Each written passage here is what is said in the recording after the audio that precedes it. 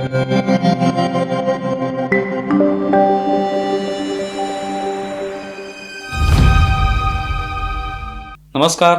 News डंकामध्ये मी महेश विचारे आपलं सगळ्यांचं मनपूर्वक स्वागत करतो.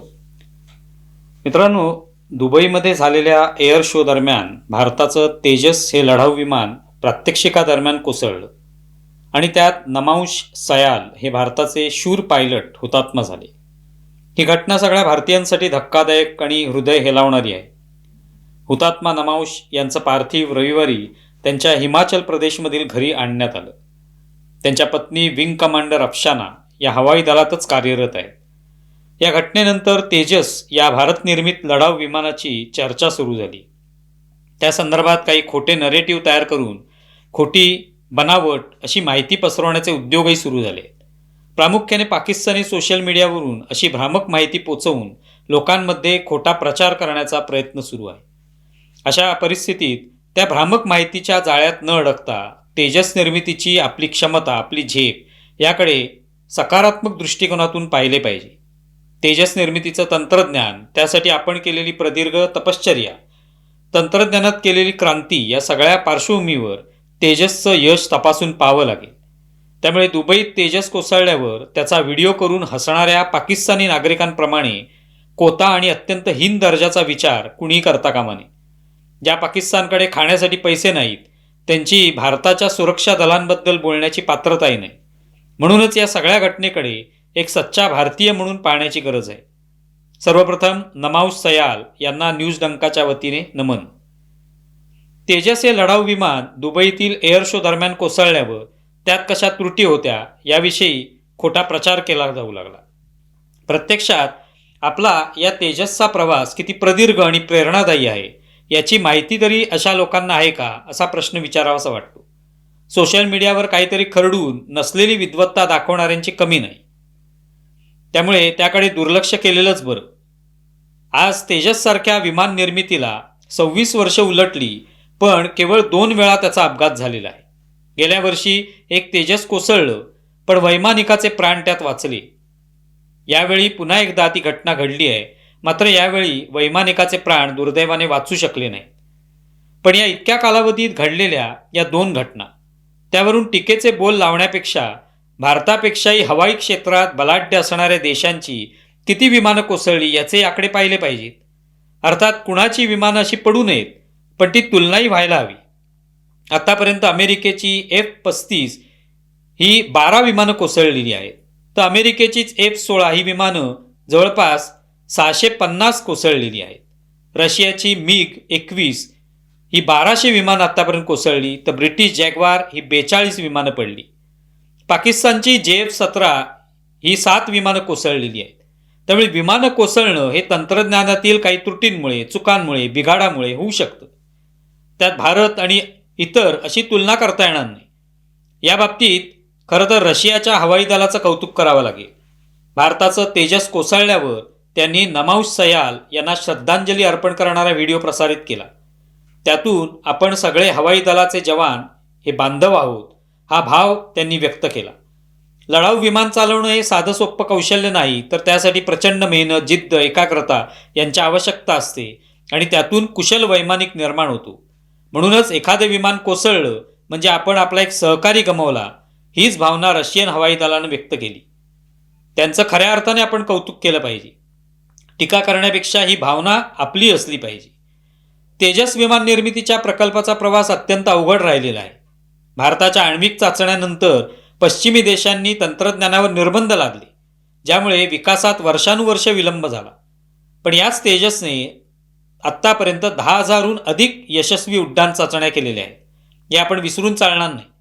अर्थातच तावून सुलाखून निघाल्यानंतरच आज हे तेजस भारतीय हवाई दलाच्या सेवेत रुजू झालं आहे. 2001 मध्ये तेजसचं पहिलं उड्डाण झालं, पण 2015 मध्ये ते हवाई दलाच्या सेवेत आलं.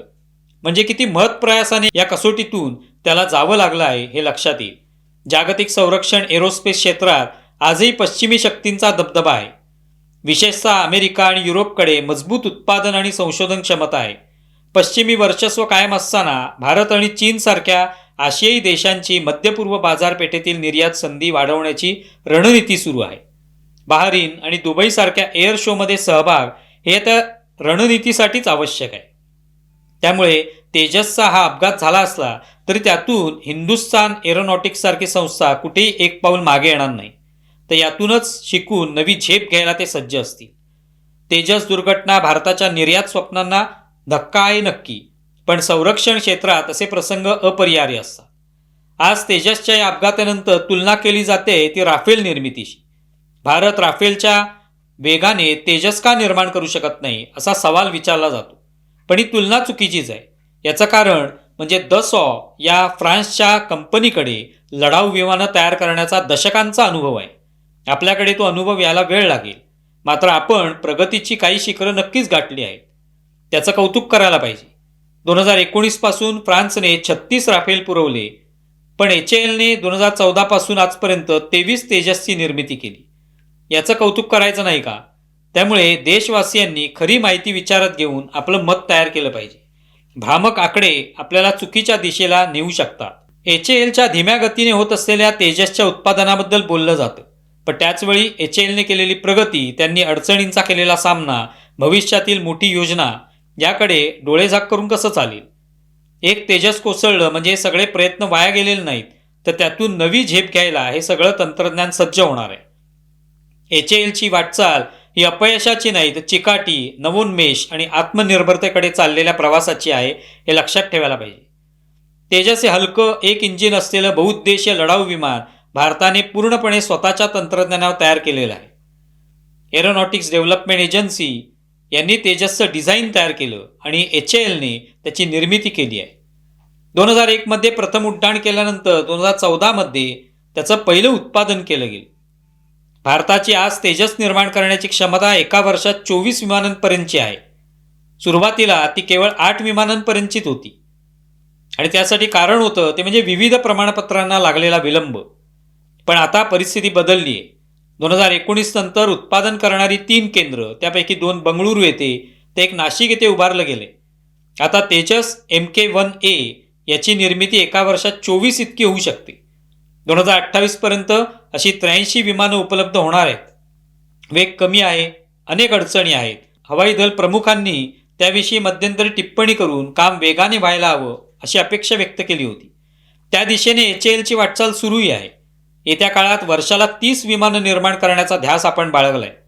राफेलची निर्मिती करणाऱ्या दसॉने एका वर्षात 11 ते 14 विमानं तयार केली आहेत. ती पातळी आपण गाठतो आहोत. विशेष म्हणजे केंद्र सरकार त्यासाठी आवश्यक असलेला संपूर्ण खर्च देण्यासाठी तयार आहे. MK1Aच्या निर्मितीसाठी 48,000 कोटींचा निधी मंजूर करण्यात आला. नव्या MK1Aच्या नव्या 97 विमानांसाठी 65,000 कोटींचा निधी मान्य केला आहे. एकूण 200 तेजस विमानं आपल्या ताफ्यात येतील. त्यातून भारताचे 10 स्क्वॉड्रन तयार होऊ शकतात.